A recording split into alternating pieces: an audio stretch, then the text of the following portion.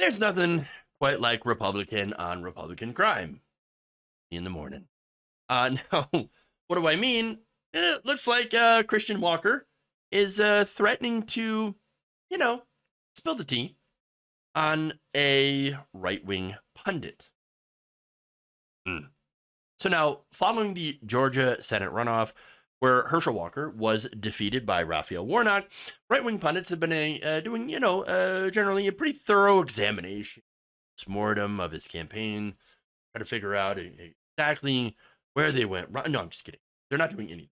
No, what they're doing, at least in the case of Elijah Schaffer, blaming Christian Walker. Of course.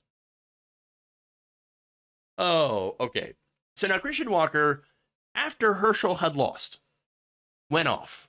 We covered that story, talked about that after this election that was honestly was winnable in Georgia. But because you had Herschel Walker being massively unfit to serve, unfit for office, the guy was an absolute disaster. This election is about the people. You know, couldn't pull out to save his life. Seriously. In any circumstance. And got destroyed. So, look, for all the scandals, Christian Walker called out his dad and said, look, you got all this terrible stuff. You had all these children that I had no idea. A lot of us had no idea. You paid for abortions. You also did all this domestic violence. I mean, yes, your campaign is an absolute disaster. We told you not to do it. We told you not to run. We told you that all of this stuff is going to come out and you're going to be doomed. And what did you do? You ran it anyway. Well, that said, Elijah Schaffer had a different take on it. He tweeted, really thankful for Herschel Walker's son for helping Democrats secure another seat in the Senate. Nobody is better at electing Democrats than Republicans. Really spectacular job this round. All the criticism from our own base. Lack of support from Mitch. 10 out of 10 every time. Look, before I get to Christian's response, let's just note that for most of the campaign, Christian Walker stayed silent. That is not a Christian Walker thing for him to do. Because if anybody is familiar with him, the guy can't shut up. But as far as the, campaign went, he just kind of stayed mum. Didn't talk about it, all that much. I talked about in a report where he had told the campaign that was putting out an Oppo file, right? So what campaigns do is they do Oppo research files both on their opponent and on themselves so that they can prepare for future, Oppo files run against them. They can have a defense. So they reached out to Christian Walker, before Herschel had began his campaign. Christian's like, oh yeah, this is all the scandal that we know. Like, this is all the scandal that I know. And there was like 500 pages. So just a massive amount of different scandals or potential scandals, a lot of which came out during the campaign. And he told him, look, if I were you, I wouldn't even run this. I wouldn't run this campaign. This is a bad idea. This is all going to come out and it's not going to work. You guys are going to lose. But again, they ignored it. And Herschel Walker said, well, I could just get by on my football career. And that's it. I mean, yeah, sure. Normally in a Republican election, you could do that.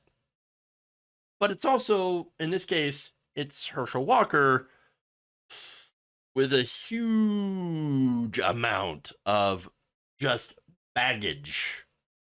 Massive amounts of baggage. So they weren't going to get over that. Hell no. Hell no. So now let's get to the response from Christian. Okay. So now Christian, after spilling the tea about his father, is now threatening to spill even more when it comes to Schaffer. Oh, Okay, Elijah Schaefer. So now he responded saying, I recommend you not come for me, or I'll have to tell your wife how you had sex with my friend at the Turning Point event in 2021. While you were married, I don't like cheaters. In a follow-up tweet, he added, this loser was fired from his job for sexual assault and then also had banged my friend 4 times in one night at a conservative conference while he was married and she didn't know. Get your family life together before you speak on mine, adulterer. Ooh. So now Walker was referring to the fact that Schaefer was fired from the Blaze. Now, that's Glenn Beck's outlet. You got to be pretty bad to get fired from the Blaze. Now, these are amid accusations that he had groped a female colleague at a movie premiere, obviously non-consensually. So, isn't that weird? This isn't the first time we've heard of right-wingers treating women poorly at their workplaces. It's almost as if there's some sort of, epidemic. And yet it is funny because I do remember seeing it. Well, there's nothing funny about sexual assault. Let's just be honest about that.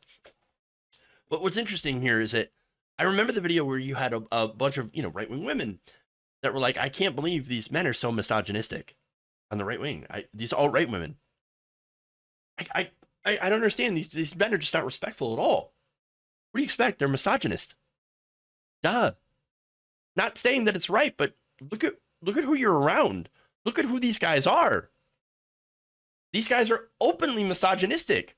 They're not going to treat you with respect. They're not good for you. They're not good people at all. It's who they are. So again, I'm not surprised to see this happen. Now, here's another thing that's interesting. Madison Cawthorn. You remember Madison Cawthorn? Remember when he said he was invited to a Republican cocaine and sex party? I do. Pepperidge Farm remembers. Remember when the inside of a Project Veritas office was alleged to have been basically a frat house atmosphere with porn and drugs everywhere and drinking.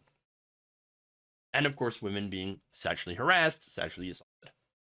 There are several lawsuits involving this. There are more examples here. But the point that I'm trying to come around to is the people who claim to be the most moral and the most pious are often the worst people behind closed doors. All the stuff they say about, respecting the family, traditional values, they don't mean it at all. It is all projection. And by the way, too, when it comes to, things that Republicans say against the left, every accusation is a confession when it comes to them. Herschel Walker, his campaign, I'm so pro-life, but then I also paid for a bunch of abortions. I'm so pro-family, except that I never visit my family. Maybe I'm just pro-making families. That's what that is. That's who they are. And numerous examples. I'm pro business, pro working people, except that I, employ prisoners, prison labor at one of my companies. Prison labor. Because I'm all for the free market, except for my employees, who I make sure are not free. And I can pay them as little as possible, sometimes not at all. One of the scandals that I had talked about as well, Herschel Walker's prison labor. But I understand this is who Republicans cast their ballot for anyway. Herschel Walker got 48% of the vote. He had like 1.7 million votes. Republicans looked at this guy and said, but no, that's my guy. That's definitely my guy. Because we got to We got to fight against the wokers. We got to fight against wokeness. What's woke? I don't know, but stuff that I don't like. That's what woke is.